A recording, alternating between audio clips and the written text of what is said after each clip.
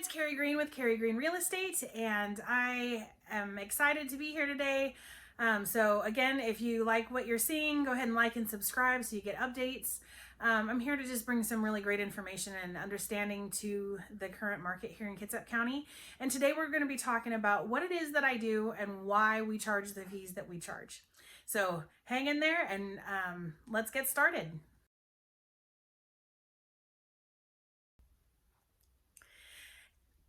Hey, it's Carrie Green with Carrie Green Real Estate, and today we're talking about brokerage fees. So I've had buyers ask me on more than one occasion, who covers the broker's fees, right? So understanding that those are negotiated at the listing appointment with the seller, right? So the seller sits down with their listing agent. They talk about what they're going to be doing, what kind of house they have, where they're going to be marketing, what their reach is. And between the two of them, they come up with a number. Typically in Washington right now, it's 2.5% to 3% per side. So that would mean a total of 5 to 6%, right, of the total selling price of the house. So if the house sells for more, then the listing and buyer brokerage would split that. If the house sells for less, then they split that. Washington State has required that we add some things to our contracts because what was being happening is that it was being dismissed when the buyer would come and say, oh, well, who covers our fees? Oh, well, that's the seller covers that in the price. When in reality, the mortgages are being paid. And so the buyers are covering it in the cost of their loan. So we have to understand that it's negotiated by the seller and paid by the buyer in the mortgage or in the cash price. So that's something to understand.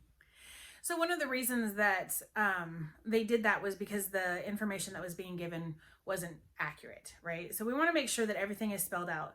The reality is that I have always done buyer's agreements.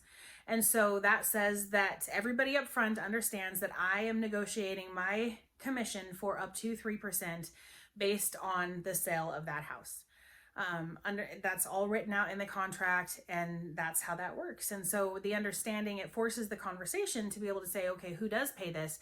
And the reality is the buyer pays it. It's negotiated by the seller, right? So it's negotiated into the price of the house, and the buyer ends up paying that as part of the proceeds. So understanding that, let's talk a little bit about discount houses. So we see advertisements there's all kinds of different discount houses out there willing to list your house for 1 to 1.5%, right? So the reality is, yes, you're saving some money because they're still going to charge you 4%, because when you put your house on the market, you want your house to stand out. And if you're selling your house for a significantly less co-brokerage fee or buyer's brokerage fee, then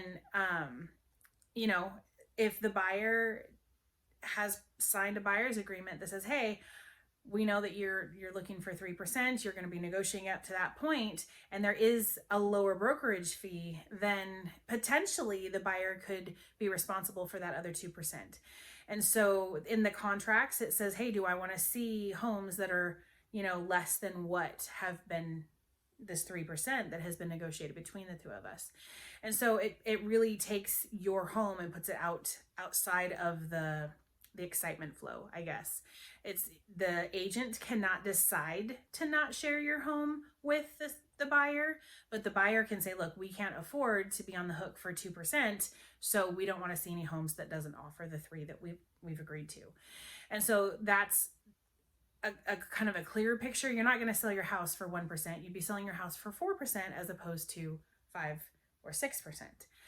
And so while that sounds like a really, really great idea, and I understand that there's great circumstances, there's great agents everywhere, I don't believe in discounting one or the other. I believe that everybody goes into this offering the best that they can. But I've also heard that there's a lot of hidden fees, back end fees that end up coming up. And I've heard some horror stories about not disclosing all of those fees kind of at the end.